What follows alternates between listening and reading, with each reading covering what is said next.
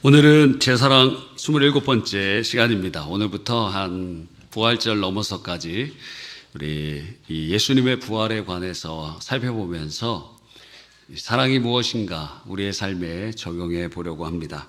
오늘 본문의 내용은 예수님께서 이제 부활하신 그 어간의 일입니다. 예수님께서는 유월절 그리고 무교절, 유월절과 무교절은 붙어 있는 절기거든요. 근데 이 기간에 금요일에 십자가에 못 박히시고 오후에 죽으셨습니다.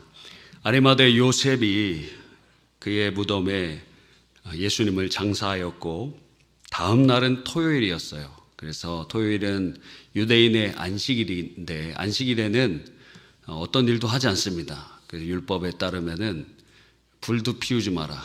식사 준비도 금요일 날 다 해놓고 토요일 날 안식일에는 불도 피우지 말고 국도 끓이지 말고 다 이미 준비된 것들, 빨래도 하는 거 아닙니다. 빨래도 다 금요일 날 다 해야 되고 토요일 날은 여성들은 여성의 가사 노동에서 과거에 모두 자유함을 되고 종들이나 노예들도 그날엔 절대 일하지 않도록 오직 하나님 예배하고 안식하는 그런 날이었어요. 그래서 이제 안식일에는 아무것도 할 수 없기에 그 다음 날 이제 동이 틀 때, 해가 뜰 때, 그때부터 다음 날이 시작된다라고 이제 동이 틀 때 여성들이 찾아갑니다.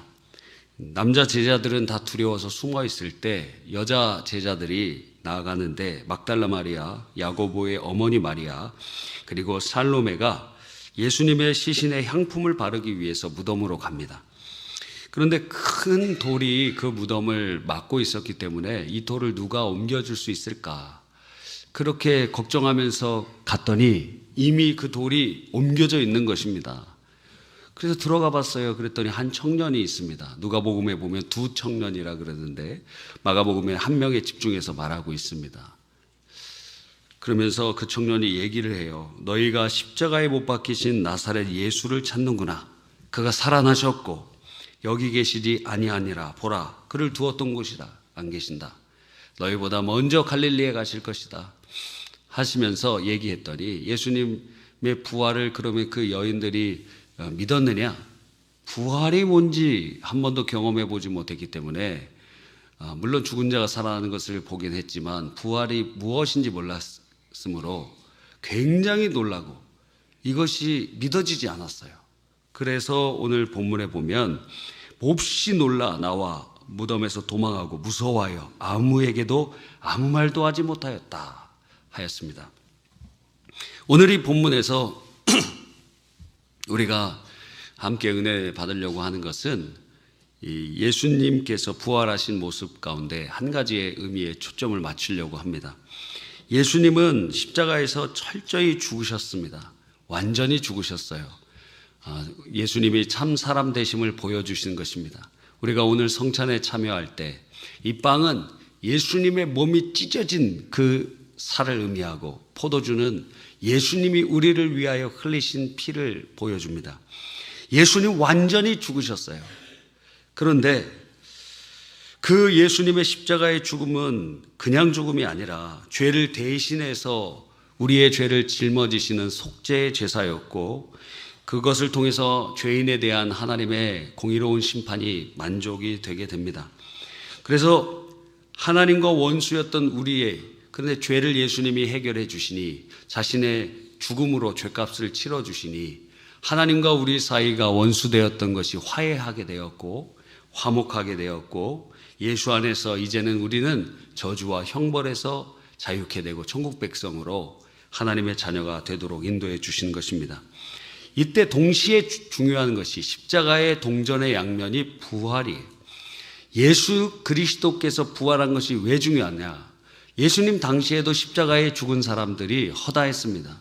예수님의 제자들도 십자가형을 받은 사람이 많이 있죠. 전승에 의하면 베드로는 거꾸로 십자가에 못 박혔고 안드레는 엑스타 십자가에 못 박혔고 여러 가지 예수님의 제자들도 그렇게 십자가에 못 박혔습니다.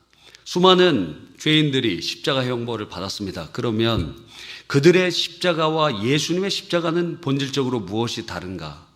부활이 바로 그것을 규정하는 것입니다. 모든 사람들은 그 인성의 한계로 인하여 죽음이면 그가 다시 그 죽음에서 살아날 수 없습니다. 그러나 예수님은 부활을 통하여 무엇을 증거하였느냐? 신성을 따라서는 참 하나님 되심을 증거하시는 것입니다. 그래서 그분이 죽음의 권세 아래 있을 수 없고 죽음을 이기시고 죽음의 권세를 깨고 사망과 죽음의 권세 그 위에 주님께서는 부활의 주님으로 나타내 주시는 것입니다. 그래서 그분이 참 하나님 되심, 신성을 따라 참 하나님, 인성을 따라서는 완전히 죽으셨는데 신성을 따라서는 다시 3일 만에 부활하심을 통하여 예수 그리스도께서 참 하나님 되심을 증거하시는 것입니다. 그래서 십자가가 의미 있는 것은 그 십자가에 달리신 분이 단순히 어떠한 인간으로서 십자가에 달리신 것이 아니라 그분이 알고 보니 우리를 구원하시는 주님이시요 신성을 따라서는 하나님이시니 그분이 우리를 대신해서 십자가에 못 박혀 죽으셨다는 것이 그게 엄청난 의미로 다가오게 되는 것입니다. 하나님의 아들이요 신성을 따라 하나님과 동일본질하신 그분이 선포되는 것이 바로 부활이라는 것입니다. 근데 예수님께서는 이 땅에 공생에 사역하실 때 예수님의 자기 자신에 대해서 여러 가지 말씀을 하셨어요. 그 중에 하나가 나는 생명이라는 것입니다. 생명. 요한복음 14장 6절에 보면 예수께서 이르시되 내가 곧 길이요 진리요 생명이다. 생명. 생명이다. 요한복음 11장 25절에 보니까 예수께서 이르시되 나는 부활이요 생명이니. 그래서 부활과 생명을 같은 항렬에 두고 있습니다. 예수님은 그러니까 어떤 분이신가? 생명이시라는 거예요. 생명 그 자체예요. 살아있음, 생명. 예수님의 부활을 통해서 예수님이 생명 그 자체 되심을 우리는 알게 되는 것입니다. 구약 성경에 보면 이러한 표현들이 많이 있어요. 약간 이게 조금 울리는 것 같습니다. 좀 조절해 주세요. 모든 육체의 생명의 하나님, 민수기 27장 또 민수기 16장에 보면 주님께서는 어떤 분이시냐? 모든 생명의 하나님. 또 시편 42편 8절에 보니까 생명의 하나님. 시편 56편 13절에 보니까 생명의 빛. 사도행전 3장 15절에 보니까 생명의 주 이렇게 표현되어 있어요. 그러니까 구약 성경에서도 생명, 신약에서도 생명. 하나님을 생명으로 표현하고 있는데 예수께서 자기 자신을 나는 생명이다 말씀하시는 것입니다. 그러므로 우리가 이것을 깨달을 때 예수님의 부활은 곧 생명이니 예수 그리스도를 믿는 자들에게는 생명의 역사가 일어나게 되는 것입니다. 그래서 부활은 다름 아닌 생명이에요. 그래서 부활을 두 가지의 부활로 나눌 수가 있어요. 첫 번째 부활은 우리의 죽은 영혼의 생명입니다. 다시 살아남. 두 번째는 이제는 우리의 육체까지도 예수님의 부활하신 몸처럼 변화되는 이것을 가리켜서 둘째 부활이라고 하는 것입니다. 오늘은 첫째 부활에 관련돼서 조금 더 집중해 보려고 하는 것입니다. 그래서 예수님을 믿을 때 우리에게 어떤 일이 일어나죠? 우리의 영혼이 생명을 얻게 되는 거예요. 그 말은 죽었다는 것입니다. 죽어있던 사람, 허물과 죄로 죽은 너희를, 허물과 죄로 죽을 수밖에 없는 사람이 아니에요. 허물과 죄로 죽은 너희. 하나님 보시기에는 우리 육체는 살아있으나 죽은 자예요. 죽은 자. 그런데 예수 그리스도 곧 생명의 역사가 성령으로 우리 안에 임하시니 믿는 자들마다 생명의 역사가 일어나 죽은 영혼이 살아나게 되는 것입니다. 이 자리에 계신 여러분들은 다 그런 생명을 얻으신 줄 믿습니다. 그래서 이 부활의 주님의 은혜로 말미암아 우리가 생명을 얻었음을 다시 태어난다, 거듭 태어난다 그래서 거듭남, 혹은 다시라는 의미의 중생이라고 표현하고, 또 다른 표현으로는 새롭게 태어난다 해서 신생, 그리고 1차 부활이라고 표현하는 거예요. 왜? 부활은 생명이기 때문에. 여러분, 그렇다면 우리 이것을 삶의 사랑으로 적용하려면 어떻게 해야 됩니까? 우리 주위에 보십시오. 여러분의 가족 중에 죽은 자들이 있습니다. 육체는 살아있는데요. 근데 영으로는 죽어있는 자들이 있어요. 그 영적 죽음에서 살리는 역사. 성경에 보니까 마가복음 16장 그 이하의 후반부에 보면은 주님께서 믿는 자에게 이런 표적이 따르니 죽은 자를 우리가 살려낼 수 있는 하나님의 권능을 주셨다는 거예요. 어떻게 죽은 자를 살립니까? 영적으로 보면 죽은 영혼을 생명이신 예수 그리스도를 증거함으로 그의 영혼을 살려내는 것입니다. 여러분, 제일 불쌍한 사람이 무엇인지 아십니까? 죽은 사람이랑 사는 거예요. 죽은 사람이랑. 그래서 교회에서 이렇게 결혼하는 이렇게 성도님들의 자녀들을 이렇게 볼 때 저는 유심히 살펴봅니다. 그래서 예수님을 믿는 사람인가 아닌가. 예. 왜냐하면 아무리 결혼 상대자가 돈 많고 잘생기거나 아름답고 그리고 또 가정이 좋고 무엇인가 다 갖춰져 있을지라도 여러분, 그래서 죽은 사람이랑 결혼시키면 안 되잖아요. 우리가 양심이 있잖아요. 야, 너 저기 관짝에 시체가 있는데 그냥 법적으로만 그냥 결혼한 걸로 쳐. 그러면 너한테 재산이 얼마가 오고 어떻게 되고, 이런 부모는 있을까 봐 겁납니다. 여러분, 아마 그런 사람이 한 분도 없을 거예요. 죽은 사람이랑은 결혼시킬 수 없잖아요. 아무리 집안이 어렵더라고 한들 죽은 자와 사랑하는 딸을, 사랑하는 아들을 결혼시킬 수 없잖아요. 그런데 실제로는 죽은 자와 결혼시키는 일들이 많습니다. 그래서 저는 안타까워요. 그래서 다시 돌아봅니다. 이분이 신앙이 있는가? 아니, 진짜 믿음이 있는가? 아니, 근데 어떻게 믿음이 있는데 죽은 자랑 결혼시키지? 물론 부모님들이 뭐 결사 반대하고 뭐 여기다가 띠를 두르고 쓰러져 있고 뭐 그래도 자녀를 못 이깁니다. 자녀들이 다 연애해갖고 그렇게 해서 결혼하니까 막을 수가 없어요. 그래서 어렸을 때부터 말씀으로 잘 양육을 시켜야 되는 거예요. 그게 중요해요. 신앙생활을 잘못하면 죽은 자랑 결혼합니다. 여러분, 우리 주위에 그런데 결혼해 보니까 결혼하고 나서 예수님 믿게 되었습니다. 여러분, 같이 그 가족 생활 하는데도 죽은 자들이 있어요. 그것이 배우자일 수도 있고 자녀일 수도 있고 형제 자매일 수도 있습니다. 죽은 자예요. 그러면 죽은 자와 같이 살 수 없잖아요. 그런데 그들을 살릴 수 있는 바로 생명을 우리는 가지고 있다는 것입니다. 예수 그리스도이신 것입니다. 성전 미문에 날 때부터 안진뱅이로 고생하고 있었던 그 사람에게 베드로와 요한이 주목하면서 얘기해요. 나한테 은과 금은 내게 없거니와 내게 있는 것으로 내게 주노니 곧 나사렛 예수 그리스도의 이름으로 일어나 걸어라. 그래서 일어나 걷게 되었습니다. 우리들은 그런 신유의 은사가 없을지라도 우리 안에 동일히 예수님이 계시잖아요. 그러니까 나는 아무것도 가진 것이 없지만 내 안에 생명이신 예수 그리스도 계시니 내가 생명 되신 예수 그리스도를 당신에게 증거합니다. 우리의 죄를 짊어지시고 십자가에 죽으시고 3일 만에 부활하신 그 예수 그리스도를 믿는 자들마다 하나님의 자녀가 되는 권세를 주십니다. 우리가 바로 죽은 자들을 살리는 2000년 전에만 기적이 일어나는 것이 아니라 오늘도 이번 주에도 죽은 자가 살아납니다. 복음이 증거될 때, 예수 생명이 증거될 때 그들의 영혼이 살아나게 되는 것을 우리는 믿게 되는 것입니다. 어떤 사람은 이렇게 얘기해요. 어떻게 믿기만 하면 구원받느냐? 그런 값싼 은혜, 그런 것이 있을 수 있느냐? 여러분, 그것은 은혜가 무엇인지 너무도 모르기 때문입니다.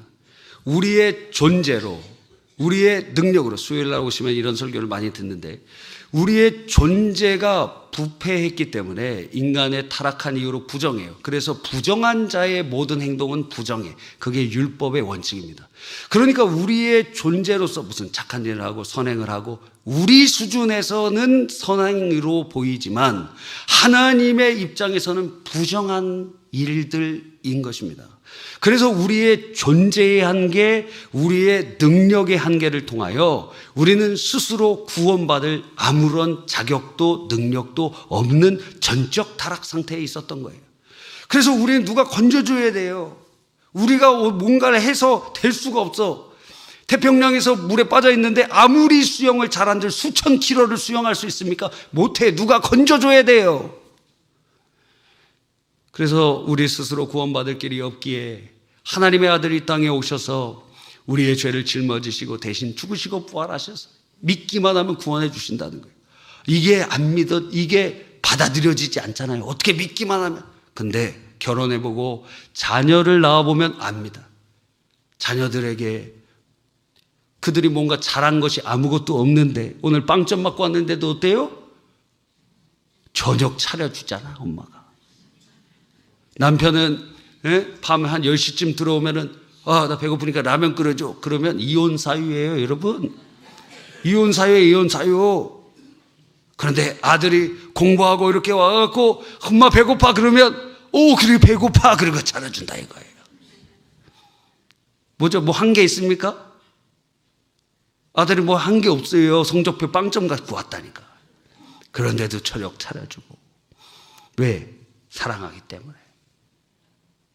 사랑을 해보면 예수님이 우리에게 베풀어 주신 은혜가 사랑의 결과물이라는 것을 그냥 알게 됩니다. 사랑하시니까 이런 말도 안 되는, 그냥 믿기만 하라는 거, 그거, 사랑하셔서 우리에게 거저 베풀어 주시는 은혜구나. 우리에게는 우리 스스로 할 수 없기 때문에 그냥 믿기만 하라고 하시고, 예수님은 자신의 몸 찢고 피 흘려 죽으시고 부활하심을 통하여 그 은혜를 우리에게 주시는 것입니다. 그러므로 우리가 진짜 사랑을 할 수 있는 건 첫 번째 적용점이 무엇이냐면 죽은 자들에게 생명 대신 예수 그리스도를 증거하는 것입니다. 그럼 그들이 살아나요. 지난주에도 새소식반으로 많은 성도님들 한 60분 정도가 각각의 그 마을에서 그 공원에서 어린이들 전도를 하고 그렇게 복음을 증거합니다. 이번 주에도 경찰과 미팅하신 분들도 있더라고요. 그래서 요즘에는 어린이들 전도할 때 두 가지를 하면 안 돼요. 절대 신체 접촉을 하면 안 됩니다. 나 참 이쁘구나 머리 쓰다듬고 그러면 성추행범으로 그냥 감옥 갑니다. 얼굴도 너무 귀여워. 폭행이에요.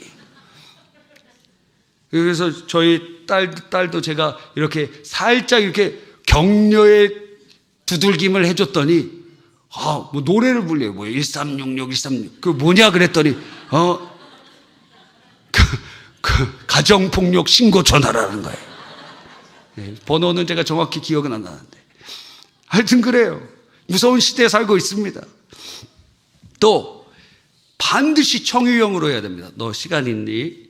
여기서 우리 함께 하려고 그러는데 함께 할 수 있니? 그렇게 항상 물어봐야 되고, 결심 기도도 따라해 이렇게 하면 안 되고, 너가 진짜 예수님을 영접했다면 너의 입술로 고백할 수 있니? 하면서 항상 이렇게 물어봐야 됩니다.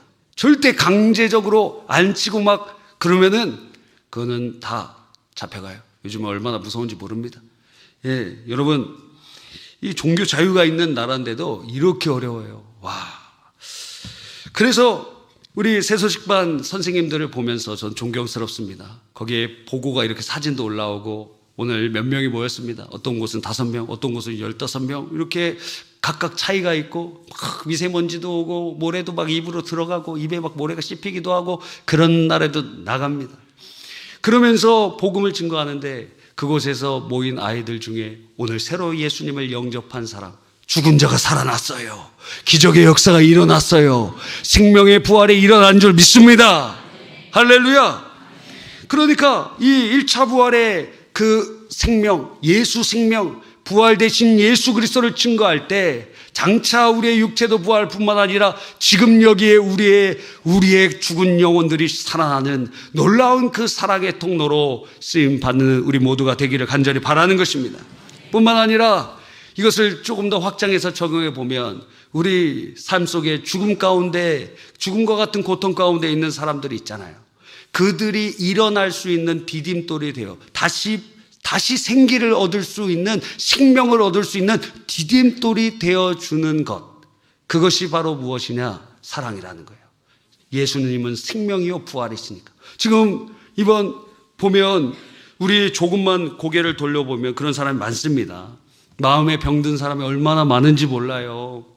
그래서 하루에도 40명씩 우리나라는 스스로 죽음의 길을 가게 됩니다. 그 중에 제일 많은 퍼센트가 50대 남자들이에요. 50대 남자들. 그래서 남전도 전도를 많이 해야 됩니다. 50대 남자들이 자살률이 제일 많아요.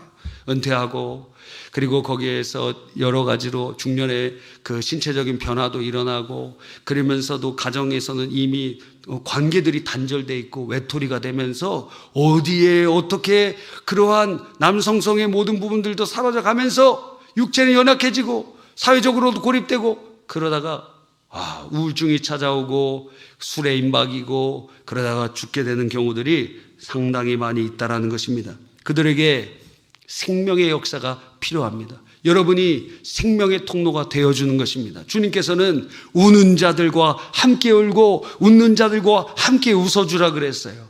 그래서 그들이 다시 생기를 얻을 수 있는, 생명을 얻을 수 있는 디딤돌이 되어주라는 것입니다. 얼마 전에 산불로 피해 입은 분들 얼마나 낙심되겠습니까? 우리 교회에서도 우리가 이제 하루품사 구제 헌금으로 모인 것으로 이 500만 원 정도 보냈는데 많지는 않잖아요. 예? 연예인들은 몇 억씩 막 하더라고요. 이야. 여러분도 많이 물질 축복 받으시기 바랍니다. 그런데 작은 정성이라도 모아서 우리가 함께 도울 수 있으니 얼마나 감사합니까? 반응을 하는 거예요. 반응. 지금 수십 명이 돌아가시고 수천 명이 지금 대피하고 그러한 상황에서 이제 돌아가 보면 남아있는 거 잿더미인데 얼마나 황망하고 마음이 아프고 힘드시겠어요. 그러니까 그거 같은 마음으로 기도해 줄 뿐만 아니라 우리의 지갑을 열어서 함께 섬기고 돕는 그 사역이 진행되고 있는 것입니다. 이번 노예에서도 또 거기 돕는다고 그런 공문이 온 걸 봤으면 잘하는 일이라고 할 수 있습니다.